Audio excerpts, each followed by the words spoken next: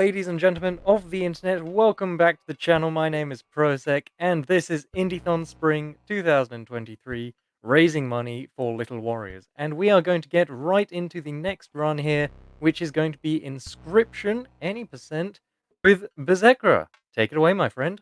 Oh, hey, I am Mike, aka bersekrer, and this is Inscryption. This is a horror-ish type game. There's a little bit of setup before the timer actually starts, for a reason I'll go into in a minute. First thing you need to show here is this is a completely reset save file, so ignore the fact that when I click on this next screen, it goes through the credits. So remember, the timer has not started yet. Goes through here, Devolver Digital, etc., etc. Okay, time to figure out what's on this thing. Deep lore cuts, most of which we do ignore out throughout the entire run. And as the game boots up, quote unquote, you can see that new game is not an option. You can only start from continue. So just as proof, completely fresh save file. No cheating here, probably. So, first thing we need to do, I'm going to do, is describe why we don't start the timer at this point, even though there is plenty of game input. That's because when this game was first run, a couple of years ago at this point, there was in fact a seeded category. And when that seeded category was there for a while, we decided to put the timer starting when the seed actually comes into play. Downside is, since then, we have figured out that no two seeded runs are exactly the same. As a result of this, it's kind of impossible to have a fully, properly seeded game. So we got rid of that entire category, we nixed the whole thing, but unfortunately by that point the damage was done. I'm just blasting through the tutorial here so we can get to the timer. And here, interestingly, is the first glitch of the run. Now, it happens before the timer starts. If I get this wrong, I'll try it again, and if I get it wrong again, then I won't try it at all. I'll just go on without doing it. But this should be a setup here. Okay, I got it, good. Right, this is called the boulder sack glitch, and you will see why in a second. So, we are ready to go now. So, we'll be going in 3, 2, 1, go. So the first thing we've got to do is we've got to blast through the sort of tutorial section of the game. We've got to get through the part of the game which is somewhat scripted and get to the part where we can start making our own decisions. So all of this at this point is scripted, so it's about just blasting through as quickly as you can. You'll notice that my cursor is moving very, very quickly. That is because, something I'll say in a moment, this is the titular boulder sack. And I did it wrong. Supposed to put that one space to the right, unfortunately, but I was a bit trigger happy with it. So, the glitch didn't fully work. Normally you'd be able to sacrifice that boulder and lose this fight a bit quicker. It loses about 10 seconds not being able to do that, so it's not the end of the world. And put that there. There. Because the idea is, we've got to try and lose as quickly as possible. There is a distinct amount of losing in this game. Every time you lose, you're given instructions to move around and do some puzzle elements throughout the cabin. So you can get back to the table and sit down. There are puzzle elements in order to move the story forward. We have to try and get as many of them done as often as we can. And sometimes when the game forces you to stand up, you may as well use those times to go and do those said puzzles. At this point now, we are not going to survive this. We are intensely trying to die as quickly as possible. However, because we are still being forced to play the game, we're now going to be setting up for later runs. This game has a roguelike element to it, so the RNG is always going to be against you. But certain things do carry between runs, one of which being the thing we are going to set up very soon, being a death card. By manipulating the cards in a certain way, we can make sure certain death cards appear, and hopefully manipulate the RNG going forward. There is a lot of RNG manipulation. There's some things which seem a bit off, a bit weird, like why did you do that? It's probably because we're manipulating RNG. Now, RNG can, at certain points in this run, completely screw you over. And if that does happen, if the worst does happen, I do have backup saves I can quickly switch to. But hopefully that won't happen. Okay, this is the average RNG. And there we go. And we're going to call this Indie. And first death card done.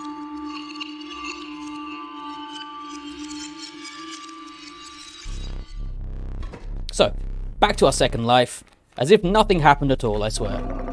Got to use these items for a reason I'll show you in a moment. It's because we are going to be trying to manipulate not only our second death card, but a sort of standard buff that we get throughout the entire game, called a totem. And in order to do that, we need to get certain items. And this is the biggest choke point of runs, where things can go horribly, horribly wrong. It's going to force us to stand up again, because like, oh, I forgot your figure.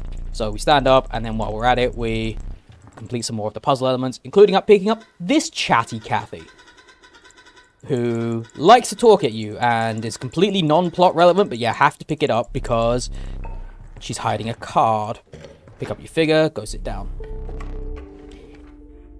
And we know for a fact that one's going to be a cockroach. We picked that up because that's a backup RNG. I'm doing a lot of safety strats here. I'm just doing them very quickly. And we actually got the very much the goat of this run. The black goat is the exact one we want because it is the much, much faster RNG. Okay, this is actually not terrible so far. Go through this conversation, see how I mean they like to chat. This is a little unfortunate. But we will persevere. A little unfortunate because they're getting blocked by the stump, and we want to die as quickly as possible. Should only take one more turn though. And good. Second life done. And by using that black goat and sacrificing it, we've effectively put its sigil in a pool of different buffs that we can now get. The black goat's ability is to turn one sacrifice into 3. So, everything is now worth 3 blood tokens. We are now going to be picking up a totem after we've manipulated that. We're now picking up a totem which turns our basic sacrifices, our squirrels, into 3 sacrifices, triple sacrifices.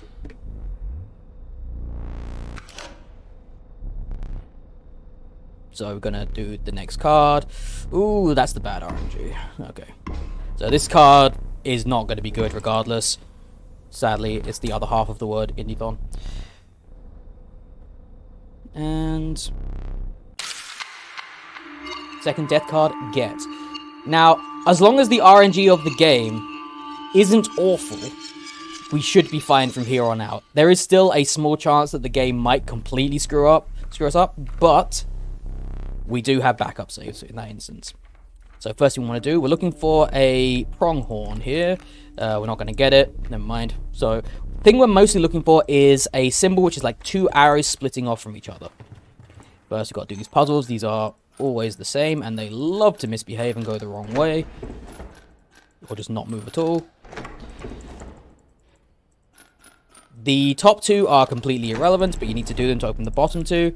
And the bottom 2 house something which is plot relevant and is required for progression. So now we picked up a squirrel head. We're going to match that with the body of the sigil we just put into the pool. And now all of our squirrels are worth 3 blood. So, from this point on, we get to win. That is the aim of the game. That chatty Cathy. Okay, we got the good RNG here because we got a wolf, which means we can win this in 2 turns.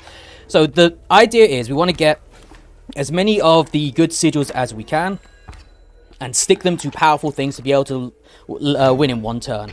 The 2 split arrows sigil I was just talking about, it's called bifurcated. It turns a single attack into... Ah, nice, there it is. It was on that card.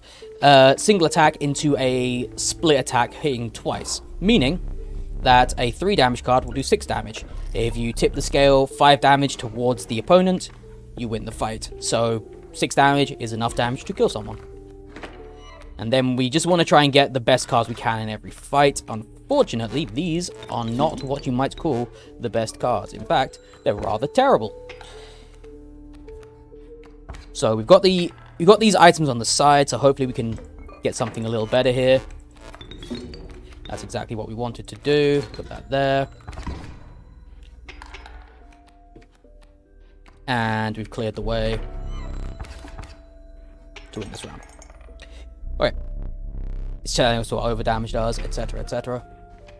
We want to go this way. So this symbol up here, the next one, this same thing as that before, allows you to pick from a... Wow, 2 of those, okay. Allows you to pick from a particular tribe. This is the thing which we want to get as many of as possible. We want to take this card, sacrifice it, and stick its symbols to this card. Now, that monster will do... Well, that creature will do 6 damage if placed in the correct location. Oh, hey, another one. Nice.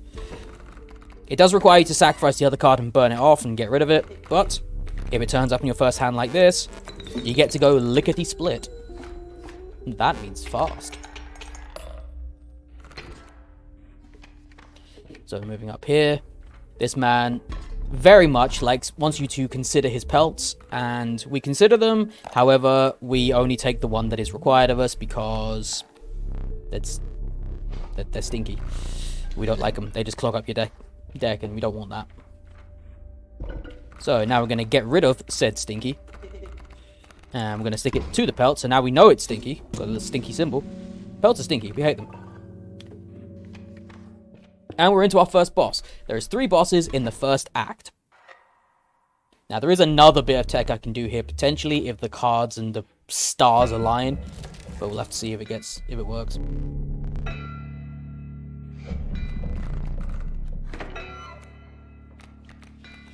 Oh, it did not. Okay, so we can put this here.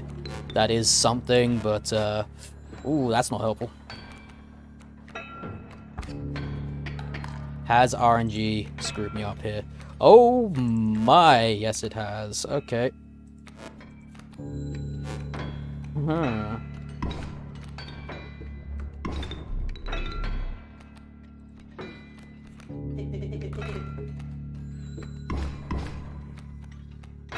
And okay, so at the moment we've got this mule running around the fight, just generally getting in the way.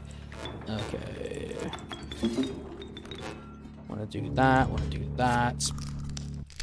The idea is to one-turn kill this boss, so this just isn't an issue. Sadly, that's not really a choice we have right now, because the RNG on our card draws was just that bad. We should still be able to win this, but it's going to get a little dicey.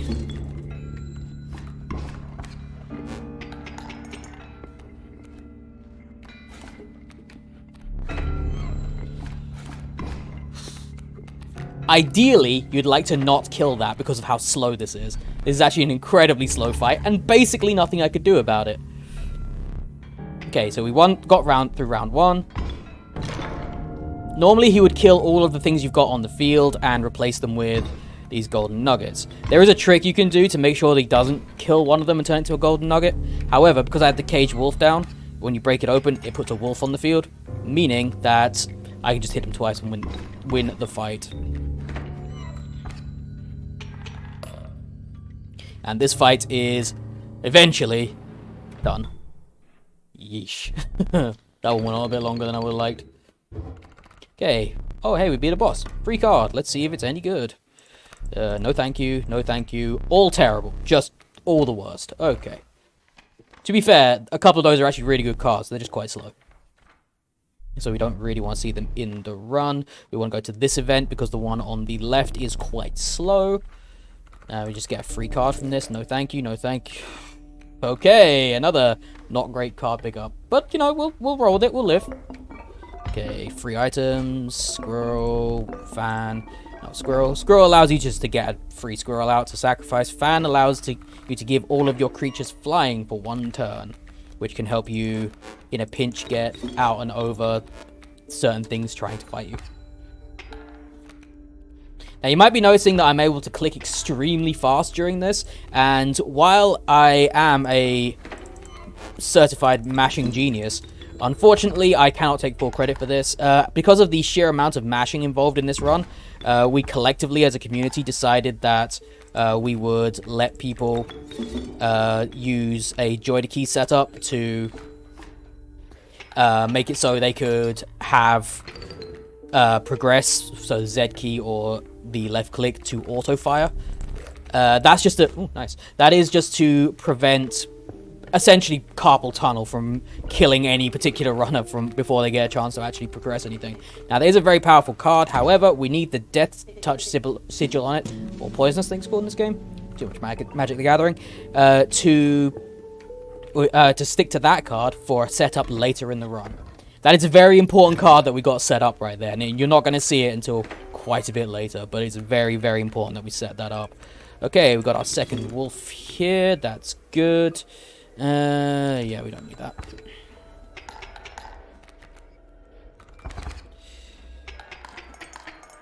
Ow. Whoo, RNG is being a bit of a stinker right now. Come on. So, RNG is really not wanting us to win these fights, but we're getting through it. Kicking and screaming, but we're doing it.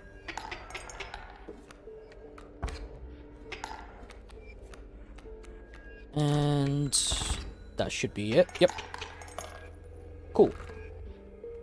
Now, you see I've got 2 candles on the right. I can potentially, if I want to, I can lose one fight along the way. No thank you, no thank you. Ugh. No thank you for that either. These card pickups are terrible. I can potentially lose one fight. I would really rather not if... Actually, what am I doing? Not you. Get one of these. These are terrible. You. But if you don't lose a fight along the way, then you get given an extra card to sacrifice at the end of the in the boss fight. It's called the smoke. Hey, there it is. Whoa, how you doing?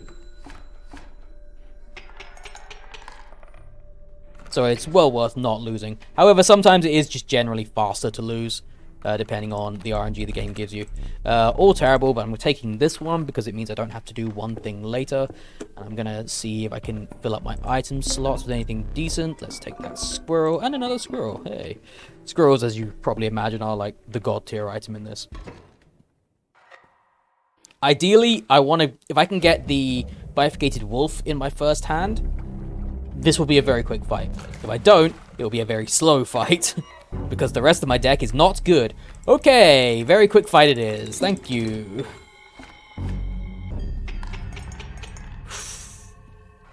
The reason why this is a very quick fight is because of the mechanics of the second round. It'll put a bait bucket in front of you, but bifurcated wolf don't care. And second boss done. Believe it or not, that's how fast the first boss should have been as well. But RNG was not nice. No thank you. Oh, yes. Yes, please.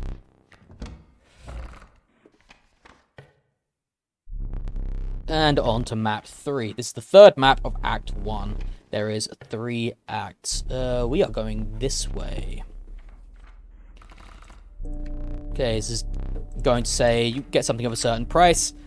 That's unfortunate. We could have gotten a bigger thing than that. How hard are the fights? The boss fights typically aren't very difficult if you're doing the speedrun strats and you actually get the speedrun strats. Casually, they can be quite difficult because you just don't really know what you're doing. And you're not really set up to beat the bosses, you're more set up for survival. Okay, we're gonna do you, we're gonna do you, we're gonna do you, and we're gonna do you.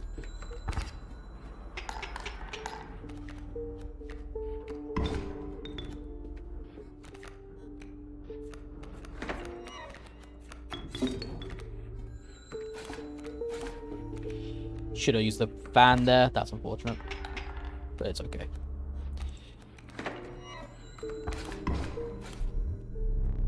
Just telling us what happens when you do some over damage. That's fine.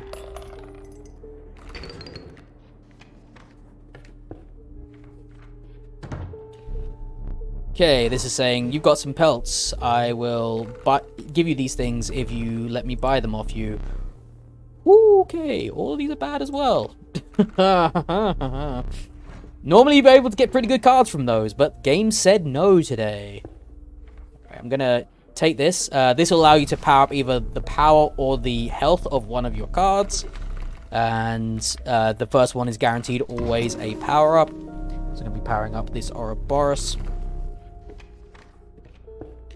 Ouroboros carries its power from act to act as long as you use it, gain it using its own ability. So it's important to do that as often as you can. Well, up to a point, which we'll see come into fruition later on.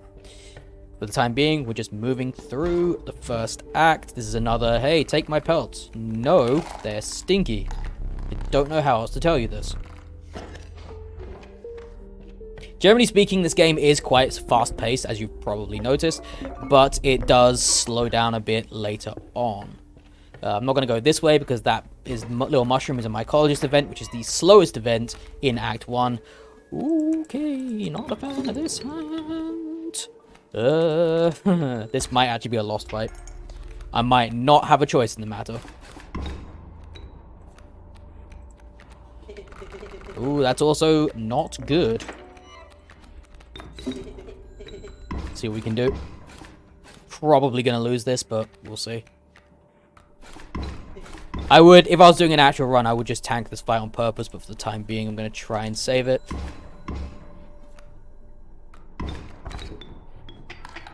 Don't think it's happening. Well, maybe it is. The clutch boulder. The thing you would literally never use in an actual run. But hey, if it works.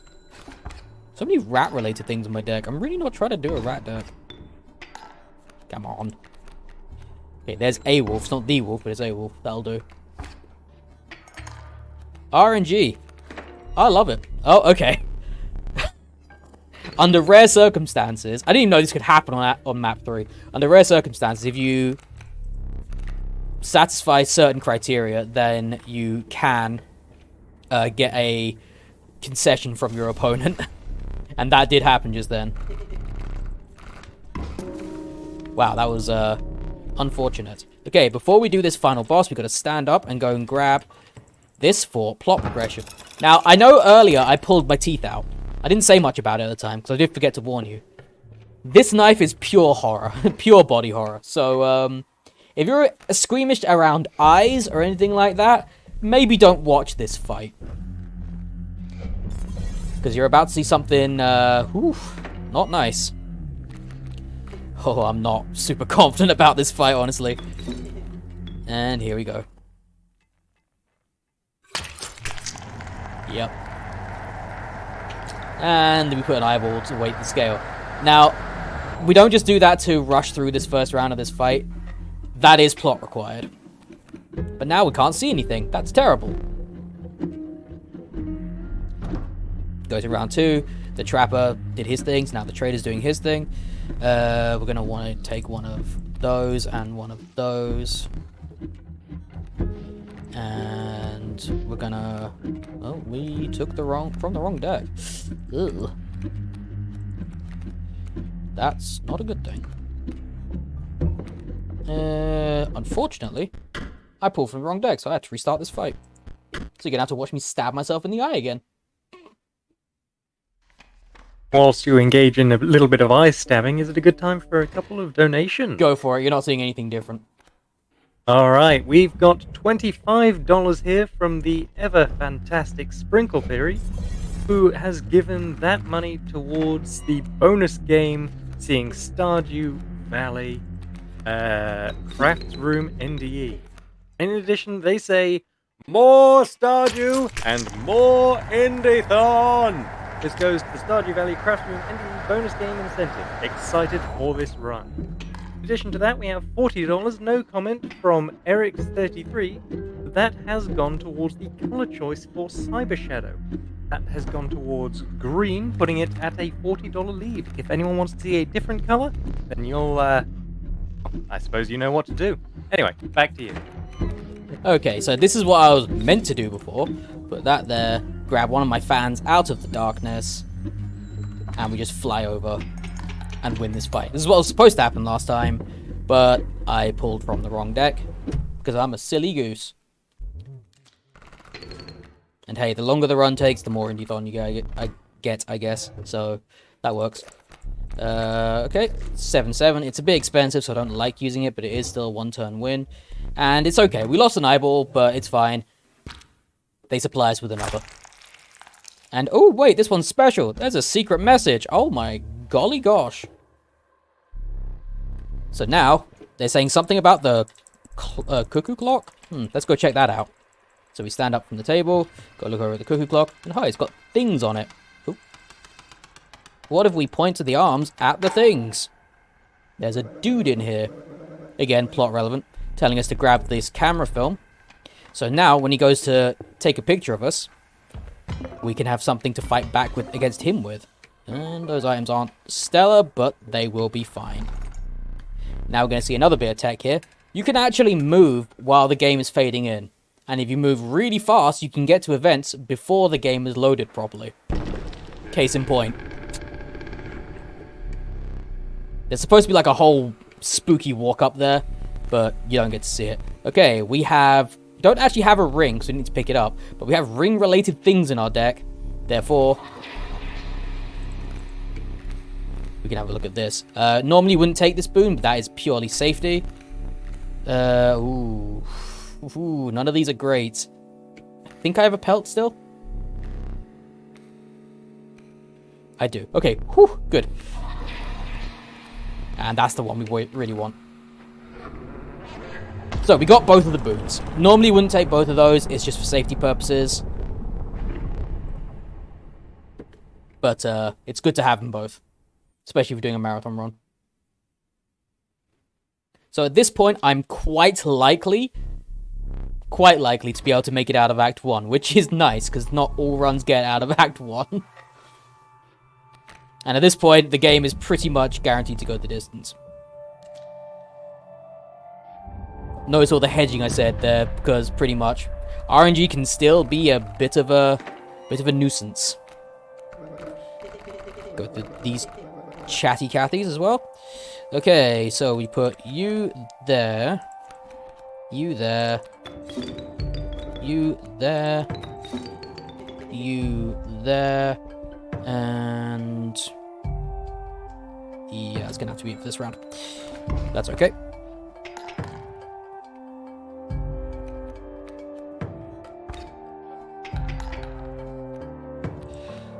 Then we draw one from there, grab this. We've got to put this in a very specific place because that stunted wolf cannot stay there.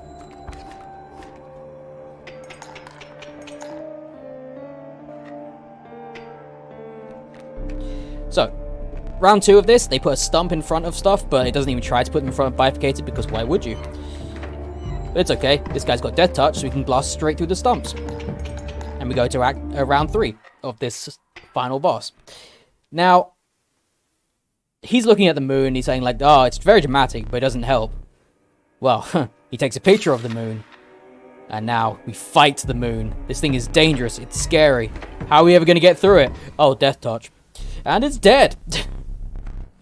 And because we've got something which does at least 5 damage on the field afterwards, the fight just immediately progresses.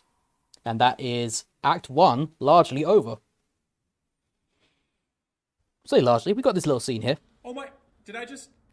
I think I just beat him. Cake. Oh. We won. There was an oop. I did forget to warn you about the oop. Now, all of the stuff we're seeing from the guy behind the camera and stuff like that, it's all lore things, which you will now see in this section. But lore is interesting, but slow. So, we do our best to not watch that and ignore it. It's okay, trust me, it was RNG manipulation watching that video. That's what I said earlier, right? If it's weird, it's RNG manipulation. So we pick up this camera, we take the film we picked up from the cuckoo clock, and we turn the tables on him, taking a picture of him, blasting him into the wall. We pick up a very conspicuous looking new game button, and hey, we start a new game. So now, canonically speaking, the game's resetting. We've actually managed to start a new game, so it wipes all this weird, like, forest horror stuff. That's not what the game's about at all. Instead, we fast forward through the basic backstory of the game. in the beginning there were cards. There were people who made cards, and they made cards in different ways. There was some writing, I guess, and also some photos. We've seen that guy before. Robots, probably. Painting. Makes perfect sense. Act 2, best act. Well, only if we get a hat here. Oh, no hat, but we are a robot. Your avatar there is completely random. First thing we do is take this deck, and another fun little glitch here. You can hear me building my deck while the game loads. Okay, another safety strat here. No. You pick that up because it allows you to get a reroll, a mulligan of your first hand. Most people take that because of just the sheer safety of it. The current world record holder does not, because they're an absolute mad lad savage. Now, unfortunately, we didn't get the good RNG there. If you get good RNG there, you get a card called Bone Heap, which allows you to skip a lot of stuff.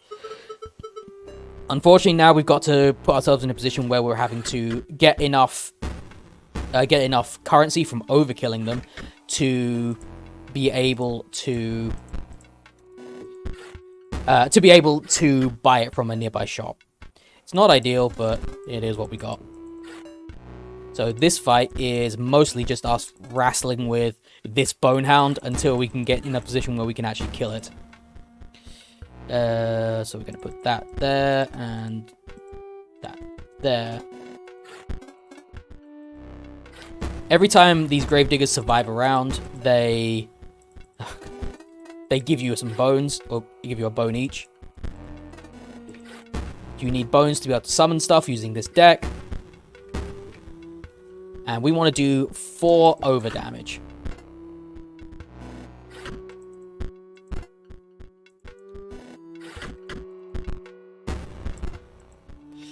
Okay, we should be okay here. So just so I don't accidentally math bad, let's just do this the long way.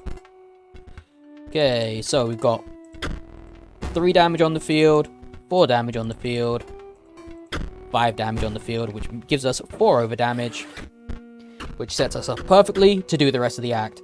Normally, if you get the Bone Heap in that first pack, you save about 2.5 minutes. So a surprising amount of runs just end here. Did I get it in this pack? I did actually get it in that pack. Okay, I don't need to buy it. So instead of losing 2.5 minutes, I lost 2 minutes. Because this game loves to laugh at you in RNG. So we just stick it in this deck along with... Oh, no, not you. And we go straight to this fight. Normally there's a shop off to the left. We'd have to go that way. We'll take this, but we'll start a turn late. So we can do that.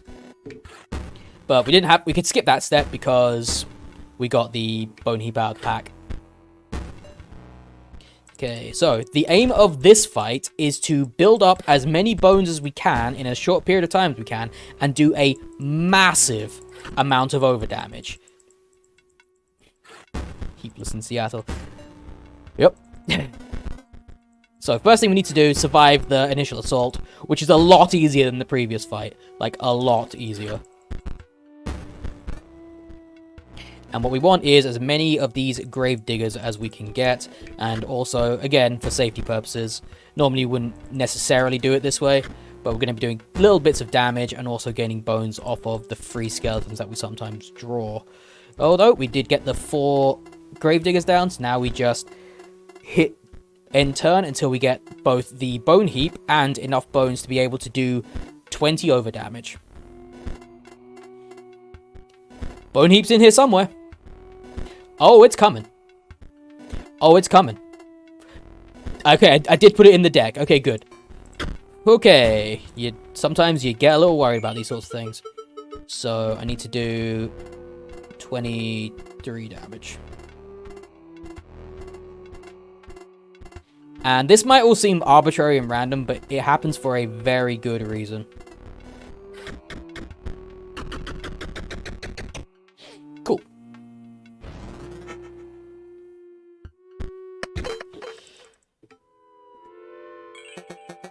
Okay, so we get a free pack. Now, from now on, by the way, the cards we get in packs, totally irrelevant. We go here, we pick this up, and rather counterintuitively, we leave and go to a different section. We have tried to do this all in the same section before, however, yeah, it's still faster. This might seem a little familiar. Come through here, we actually do go to this shop. And hey, it's our Ouroboros from the previous act. And it retains its power that we gave it. We have to talk to Leshy here, grab his camera, so we can get up to all sorts of picturing hijinks. Come out here.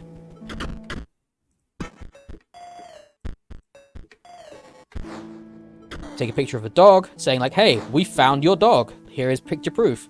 Talk to this guy. He's like, well, I've been missing my dog. Dag nabbit, let's battle. These are also characters that you might notice from the... yes, let's do... yeah. Let's just do that. And let's do that.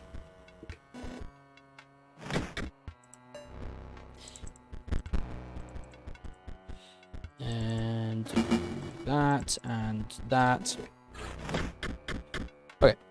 Had to do that very awkwardly because I didn't power it up correctly in the previous act.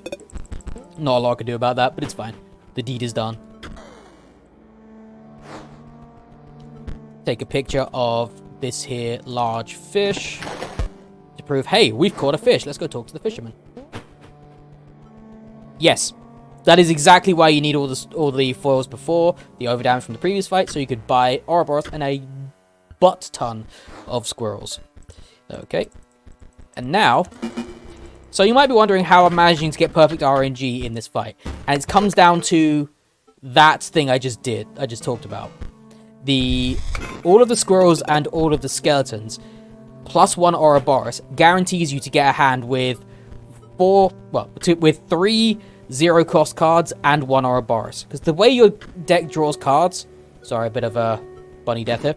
The way your deck draws cards, the game draws cards in the beginning of fights, is not random. The game will always try to give you something that is playable. So, and if you remove all of your cards from your deck, except for one thing that costs blood and loads of zero-cost stuff, then it fills up your hand a lot like that. So now... the rest of these fights for a little while, it's just going to be get a 4-4 down, get your 1 down, and off you go. And yes, Bunny is now dead.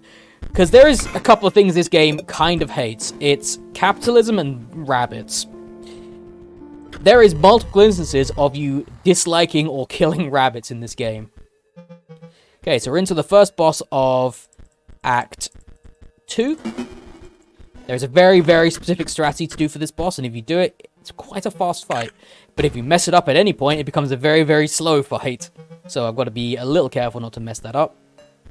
And that's not the good RNG, but we'll live with it.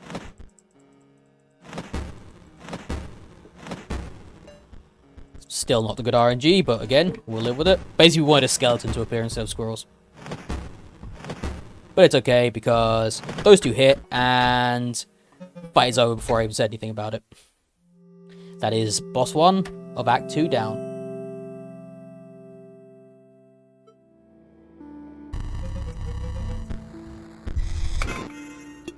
Okay, and now you get another little bit of speed tech here. Once you go through these card packs, you do an intentional quit out of the game. Because that, for some reason, and we're not entirely sure why, that skips a cutscene. We don't really know why it does that. We just know that it does. So now we've got to come in here and finish off this section. Because we weren't ignoring this section, we were just delaying it. So now we have a deck which, in theory, not like that, in theory should now win on turn 1. And you just saw why we picked the clover up.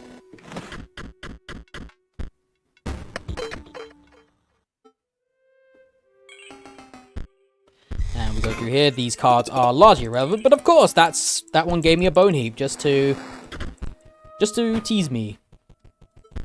Go through here, and we've clicked the things we've been picking up in this section are epitaphs. But this section, we now have to fill in. These are always the same. And And if I do this right, we can see another glitch. I did not do it right. Never mind. Normally, if you press something frame perfectly there, or within a few frames anyway, you can get stuff to overlap each other and it looks a little bit janky. So it looks a little bit fun. Come on. Unfortunately, I did not get the dialogue skip. Okay, and round 1 is done. Bad word incoming. Should have given you more warning about this. Oh, fuck. Oh, it scars me every time. I will never recover. I've run this too many times. And round 2 is done. I don't think I'll survive, honestly. And boss 2 is done.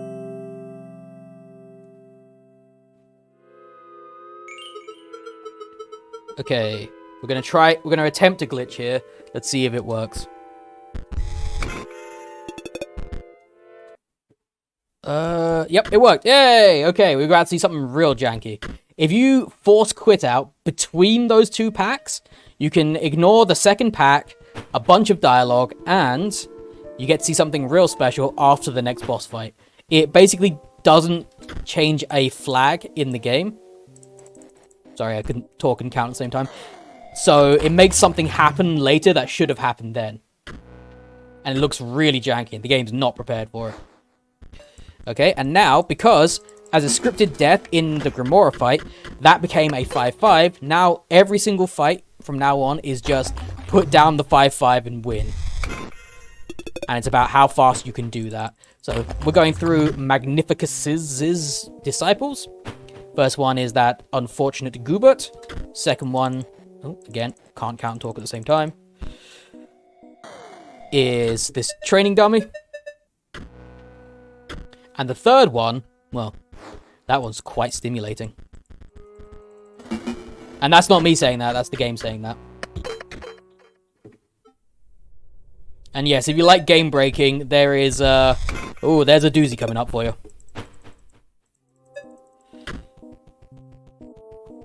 And finally, our third and final disciple. Are you ready for stimulation? Now, this guy is absolutely beloved by the community. He's a cool guy. He's a lonely wizbot or lonely wizard. He just wants friends. He just wants stimulation. However, we do not get to see a whole lot of him in this run. We do get to see little bits of him, but unfortunately, this run, the unrestricted version of this run doesn't see him very often.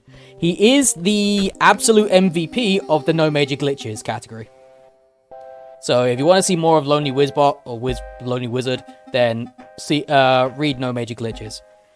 Now, okay, what we really want to see here is all of these be squirrels, and none of them have that rabbit symbol on them.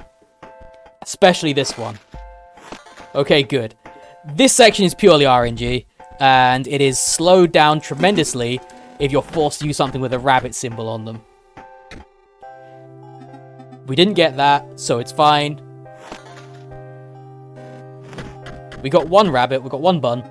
We did not get bunned. And third boss is done. You can get turbo bunned, where your Ouroboros and like all of your stuff has got rabbits on it. This should not be happening now.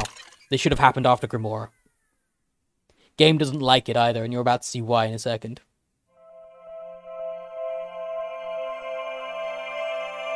So we go through another lore section. We do ignore it. Third boss is actually the bunny sigil. Is not inaccurate. Oh look, there's cards on the screen. But we're moving around with the cards on the screen. So we skip picking up those cards, and we can just move around freely while we're doing the decision, saving a fair bit of time. Okay, this is possibly the most annoying section of Act 2 because of these puzzles. Some of them, quite easy. All of them, very sticky. The pieces love to stick to your cursors and land in the wrong places.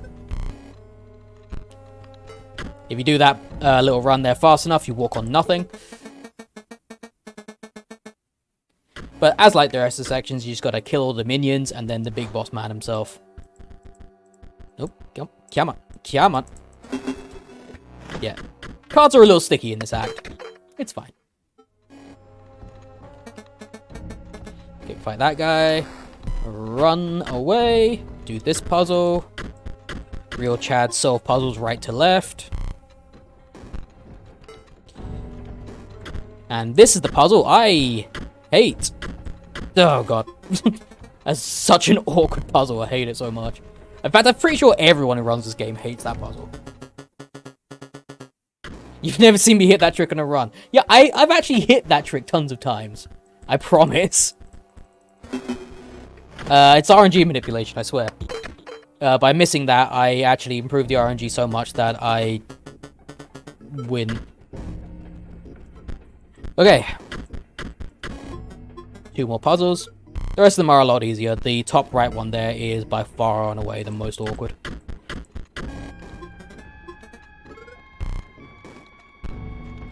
Down the hole. And now we're about to do what is probably the hardest part of the whole game.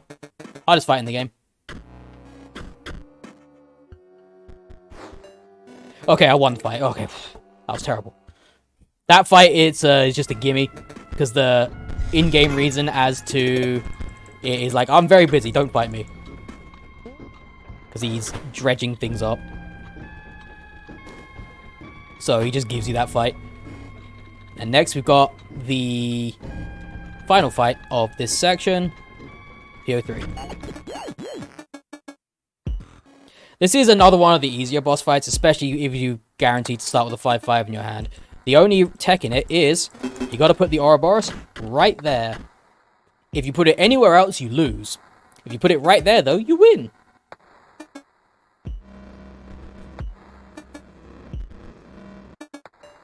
Because everything moves around on the conveyor belt, and you hit him in the empty spot. And you can see how it became a 6-6 there. That's the reason why you do this one last. Because of the scripted death. Okay, we have another card here. You can actually do the hack skip glitch here as well. It's much slower.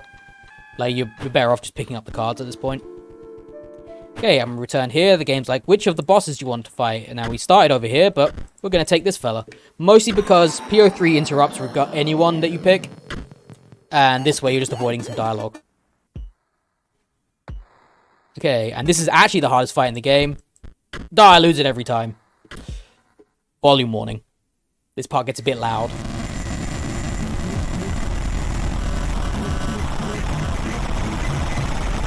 I mean, I could talk over it, but you can't hear me.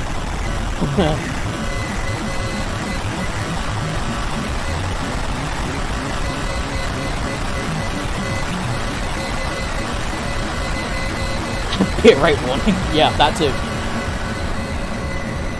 And we are now into Act 3, and the game changes entirely again. Ooh, we're about to see if I can hit the trick that I found. Me, personally. It's called the Super Special Secret Awesome Skip.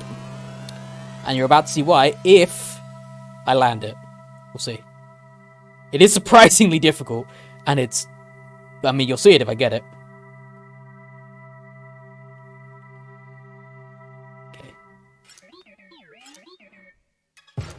Ah, I didn't get it. Dang it. If you press that arrow frame perfectly, then you can progress to the next screen while PO3 is talking, and it saves a dramatic 0.3 seconds. 1 second at the most, says chat. Oh, you are being very generous. It's 0.3 seconds. But hey, I discovered it, which means it's priceless. Well, since we do have an extra 0.3 seconds to go through, may we fill it with a few donations? Absolutely. These next few fights are basically standard, so yeah, go for it. Alright. We've got $10 from Key, who says... There we are. Took a moment to load in. So proud of you, Burs, for being to be here doing the fast card game thing. Your run be blessed with the best RNG, unless we can see a bunny. That $10 goes towards the Golden Hannah upgrade incentive for Lunastice, which currently is at $65 from its goal. So get that in if you want to see that. We also have $25 from Nidorino Bubble, who has given that towards the Stardew Valley incentive, which is currently set at $85 out of $150. And they say, "Hey bersekrer, I know RNG can be cruel, but keep up the good fight and clutter that desk in Act 3. Take it away." You'll see what that means very soon. Time being, we put that there, put that there, do that. That hits that, but that's okay because we put that there. Now, these fights that I'm doing right now, these 4 fights, this is the second of 4, they are affectionately known as the boring 4 because in these fights, they're just normal fights. How boring is that? You'll be seeing what that donation is referring to momentarily, but the thing to point out for now is that we're purposely avoiding all the upgrades. Partially because, much like pelts, upgrades are stinky, but mostly because we're going to need them for later. One thing we don't ever want is overdamage. Should not put that there, that's okay, because I need to do that now. Using the hammer is slow, so you want to avoid doing it, but if you need to, you need to. So, that's our first 3 fights. We have 1 more to do, if I've done my math correctly. We take this little alternate route to ignore 1 fight, and we do the 4th of the boring 4. And then things get a little weird. So these fights are all about surviving until you can suddenly win.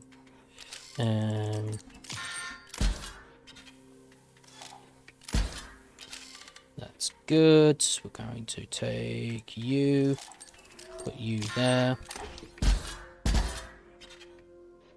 Take some damage there, but that's okay.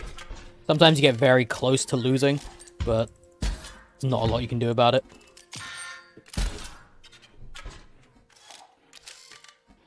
And you also want to try and do as much as you can to not do overdamage, because capitalism is slow. So every time you can, you try to get exactly the right amount of damage. Oh no, everything broke. Better stand up and go and fix that. So, gotta go into the next room, and I know we've been going really fast here, but so we just gotta prove real quick, we're not a TAS by doing some captures.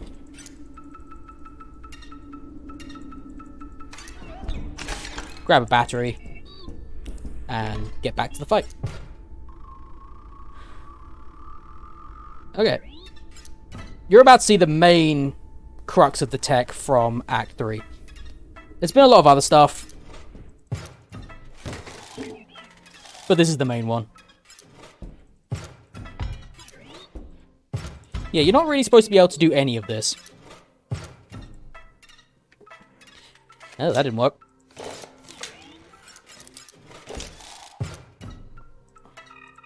Okay, I'm going to need to do a little bit of a backup because one of the things didn't work properly. But it's fixable, which is the important part.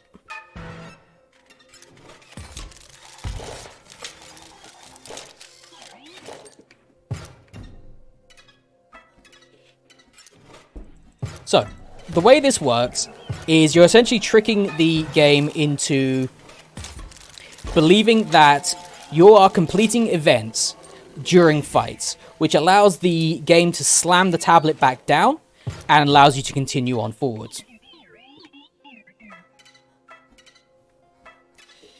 Annoyingly, I'm missing one event because of a slight breakage in my technique, but I can still fix it. There is quite a lot of backups in this run. There didn't used to be. It used to be a case of you'd be running for about an hour, and then you'd get to this point and all of a sudden your game would just break and you just lose an entire hour's worth of your life. Fortunately now we've developed backups, duping glitches, things like that, which is one of the things I'm about to do now. So I'm going to have to go back over here. And the reason why we duplicate some of these events is so we can do exactly this. And use this event again. Okay, back on target. So, we put the event in, use the event, start the fight. Event completes.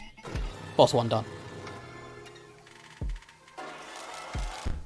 And now we want to purposely have our positional data at the graveyard, do an intentional quit out, and now while our positional data is at the graveyard, we quit out, go back in, and that teleports us back to the graveyard. Go over here, we grab this event again, and we continue our run. Round the corner, put that in now. Lines up the timing perfectly to be able to finish the fight just as it starts. Come over here, grab another one, and we do that again.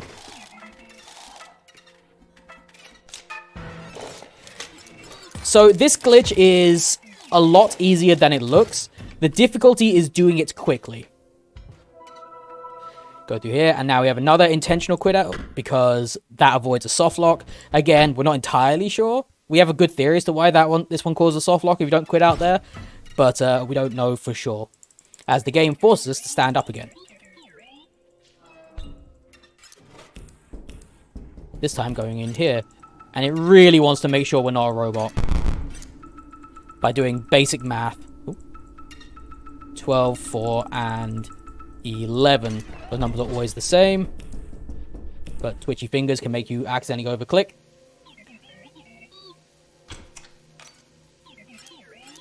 Now all of our cards have been gemified, which allows us to give other buffs to things. That's another instance of the super special secret awesome skip there that allows me to move while I'm talking.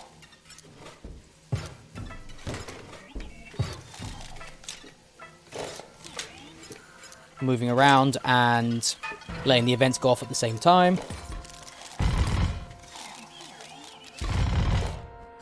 Had to make sure we break that before that tablet gets slammed back down.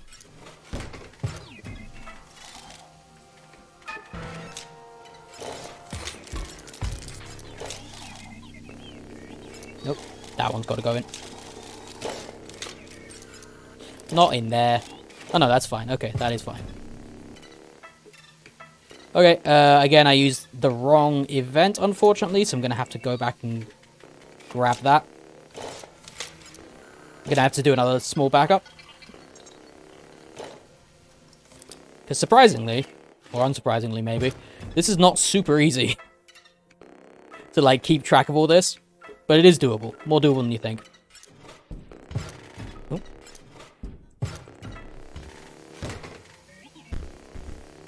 Nope.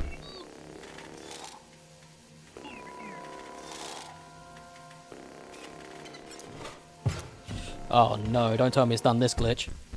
Okay. Whoo boy. That is an unfortunate glitch which make the table forcibly spawn behind you. And if you're not lucky, it can break your entire run. So we're gonna hope it didn't do that.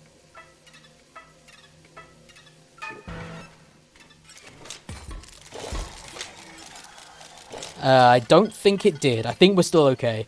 Close, but I think we're still okay. Just about. We can't do some of the better tricks here now, because normally you'd be doing a thing where you're fighting behind the fight and stuff. But unfortunately, because we had to do a quit out, we lost a lot of the stored data that we currently had going. Normally we'd be able to just keep it going, but sadly we cannot on this occasion. Had to explain so many times, you still think it's insane. Whoops. Let's go this way first. Activate that.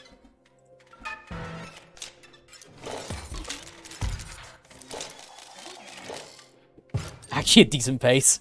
Rude. Okay, normally there would be like a fight going on behind the fight here. Sadly, we can't actually do that on this occasion because of the unplanned quit out. So we can skip this fight as per normal, but then we're going to have to go and get that back up again. for like the 5th time. And normally you're not supposed to do it at all. But so that's marathon runs for you.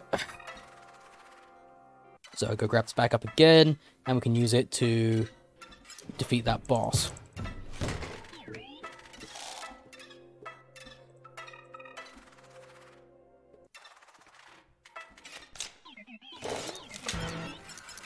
Okay, event goes in, event goes off. Boss fight done. We do not want to teleport to the graveyard this time, so we let it play through. When the rewards come up, stand up, sit down, again, quit out again to avoid soft locks. So that time again, intentional.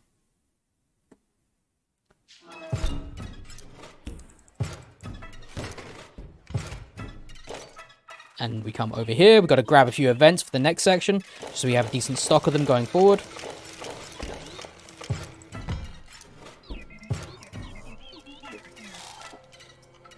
Duplicate this again. Normally, we wouldn't need to duplicate that multiple times, but I am duplicating it this time. Again, for safety purposes. Come over here, switch this while we're moving. And we head down into the 3rd section we're going to do. This time we have to be a little bit careful.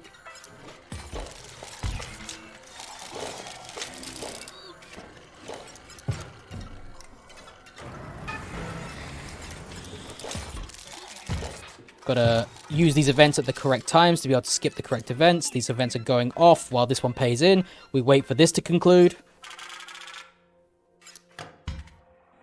If that comes down. And we move on. Now we get into this fight. Now instead of using the events straight away, we do a little bit of setup. We play this bad boy there. We play this bad boy there. Do we have a ruby vessel? We do. We then hammer that. Use that. Use that. And now we go for this event. So that has allowed us to set up a fight for later on that we will win before we start it. So we go in here, go in here, go in here. Take our turn. Fight ends before it starts. Why does the game let you do that? Beats me. I just run the game. Stand up, sit down, grab this event, and move on up.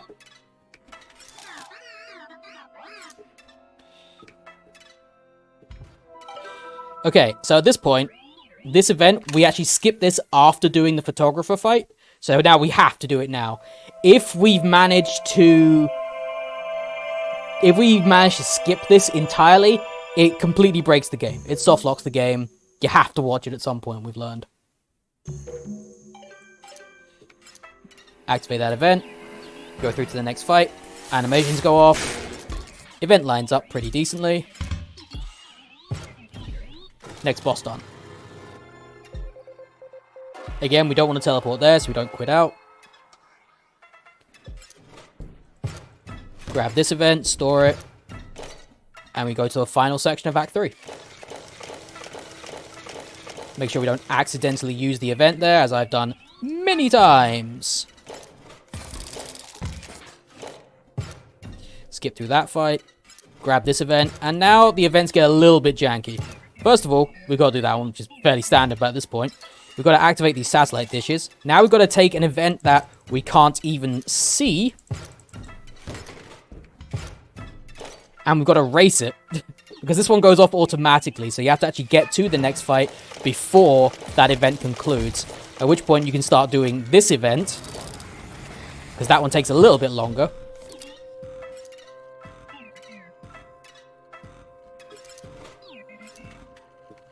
And we've got to take this fight. We can just trade away the double gunner at this point. It's fine.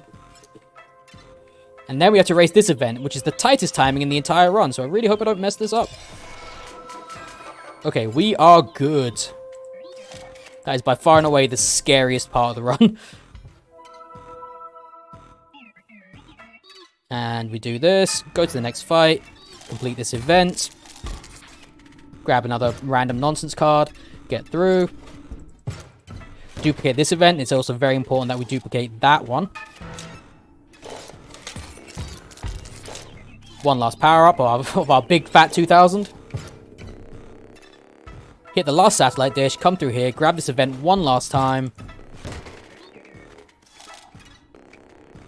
And with a handy bit of timing here.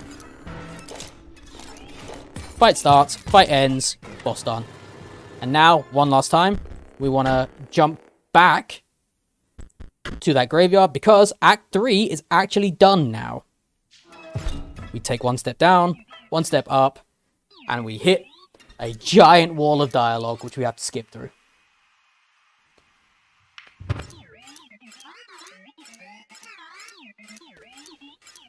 This is the part where PO3 is starting to say like, "Oh, you fell into my trap. You did everything I warned you to," and he starts to upload. But very, very tastefully, he never quite makes it to 69%. So a bunch of story stuff is about to happen, and because we're going fast, we ignore as much of it as we can. Main thing to take away from this is it's a giant sentient bush, and this lady's like, "Nah, I'm just gonna delete the game." I'd like to say it makes more sense if you're actually playing the game at normal speed. I'd like to say it. I love this game, I really do. This is legitimately my favorite game of 2021, by quite a ways. And running it is legitimately fun, there's loads of variety.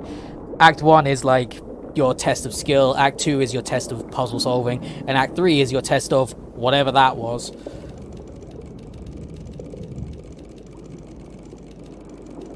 So, now we go through a series of refights, kind of.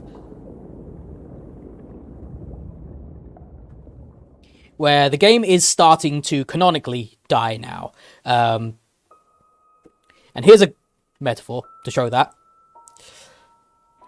Got to pick up the epitaphs of the game, the player, the old masters of the game, and we get our fourth playstyle. Where now it's kind of like a chess game thing going on. You see the way I was moving my cursor is because you can actually move before you load in again. Delete the spider because spiders are scary. So the game is starting to die, and it starts to die all around you. Stuff starts to delete errantly. And the idea is you've got to get through this part of the game as quickly as possible. However, unfortunately, we appear to have forgotten how to play the game because we lose quite often. And losing is actually the fastest way to do it. Normally there's way more to this section, but as soon as you lose, it's done. Also, I hope you like deleting disk contents, because that's on the screen for the rest of the run now. You give her a hearty shake of her hand, and she too is deleted. Now we come back to an old friend. Once it loads in.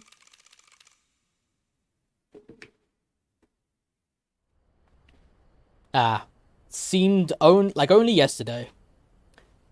Or, you know, about an hour ago.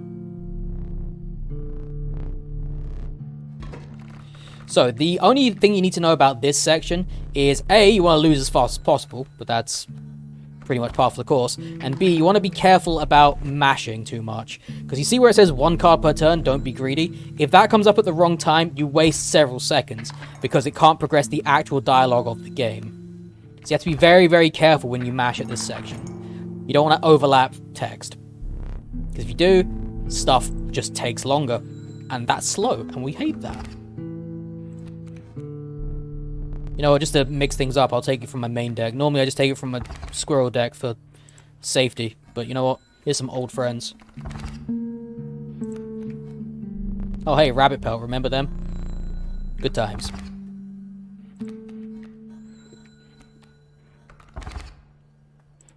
And just a few more turns. When he says a few more rounds, it's literally three more rounds. That's 1. That's 2. And when you try to do the next round, that disappears. And the game deletes Leshy's portion. Shake his lovely hand. And once again, we're going to go for a bit of a sprint when the screen is not loaded properly. A fun fact, you can do this. There's supposed to be like a walk up in this next section, but if you are fast enough, you can skip the entire thing. Don't blink. Done. Okay, so, full disclosure, this part of the game is unskippable, tied to the music track, and doesn't end until the music track finishes. The music track is 6 minutes long. So there's literally nothing we can do about it, so we as runners of the game try to find ways of entertaining ourselves. Literally the only tech of this entire section... This. You put your cursor in the center of the screen. Also, just to be clear, there's only 4 slots there, there's not 5. It's called a dual disc, but that's probably pretty generic. There's only 400 life. This is not copyright infringement. Just so we're aware.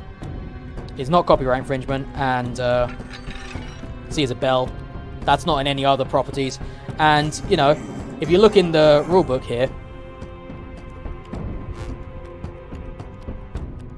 look at it, oh, some standard stuff.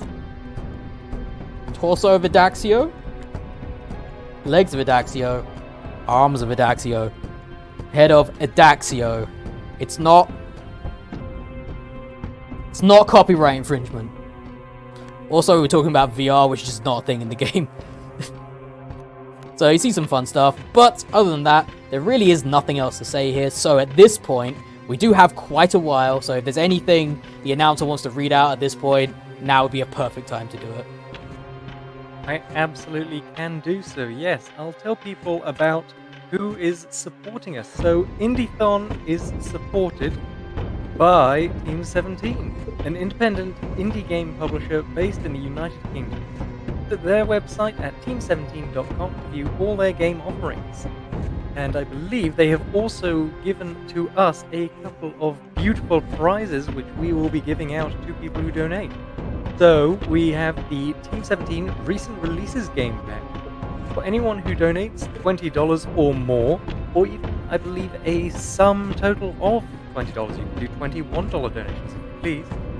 And in that you will see such beautiful inclusions as Vitora, Last Haven, Bravery and Greed, Nightwitch, Ship of Fools, and The Unliving.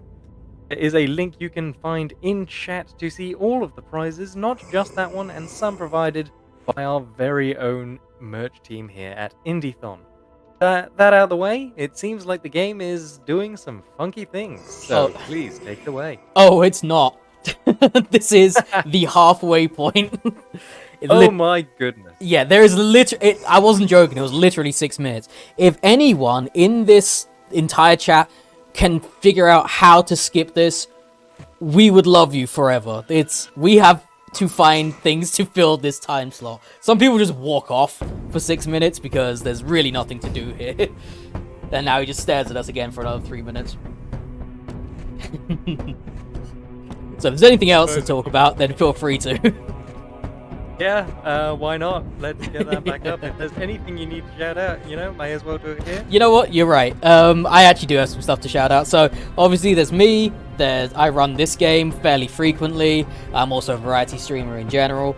I'm also on a podcast talking about not very good manga called the Trash Manga Friends Podcast. It's on every good podcast streaming service. Yeah, I stream this regularly, plus a bunch of other stuff, some of which I probably shouldn't be playing. It says he's not ready to die yet, but you click a couple times, he becomes ready to die, apparently. And that's all we've got to shout out about. It is 6:30 in the morning for me, so my brain has died. And the run's almost over now anyway. Normally on my stream, we take the opportunity to watch Yu-Gi-Oh! The Abridged series during this section. Because I'll possibly imagine why.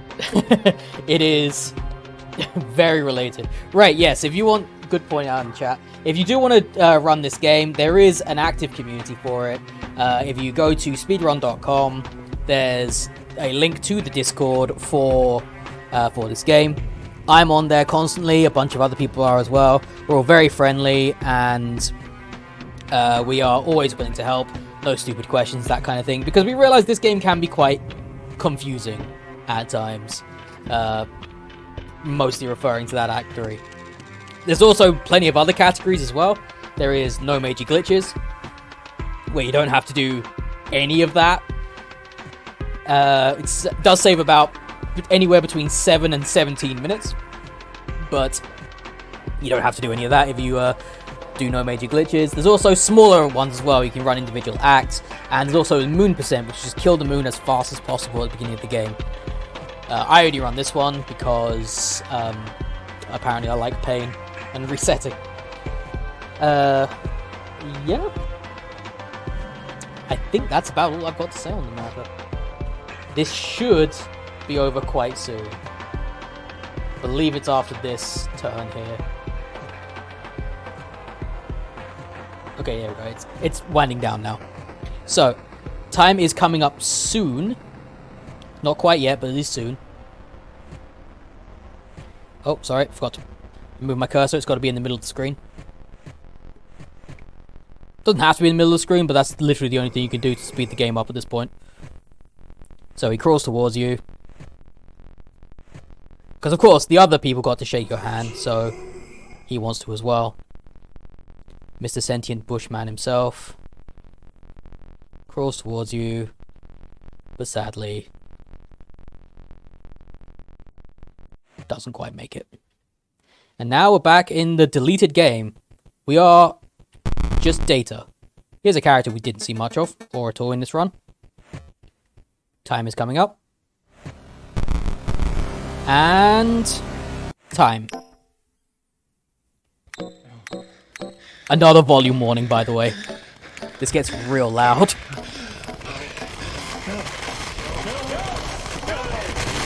Gonna do the...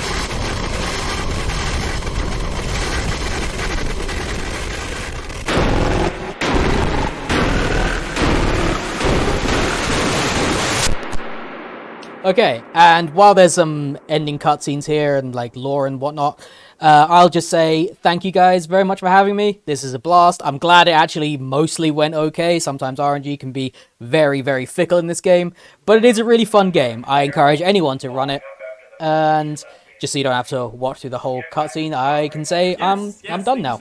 So, All right. thanks. Thank you very much indeed. It was a fantastic run to sit in. You know, I don't think I've known quite so much about that game as I have from this today. Thank you. Now, people at home, Yes, they may yes, have that's right. seen I that have there is a setup block, personally but have a game there. surprise, you have been hoodwinked. Shock, horror, absolute despair. No, indeed, we've got something fantastic coming up for you now. We will be having an any percent run of Desperados 3 by Mokni Kora. Apologize. That will be coming up in just a few seconds, so please don't go anywhere. We will be right back. I told you.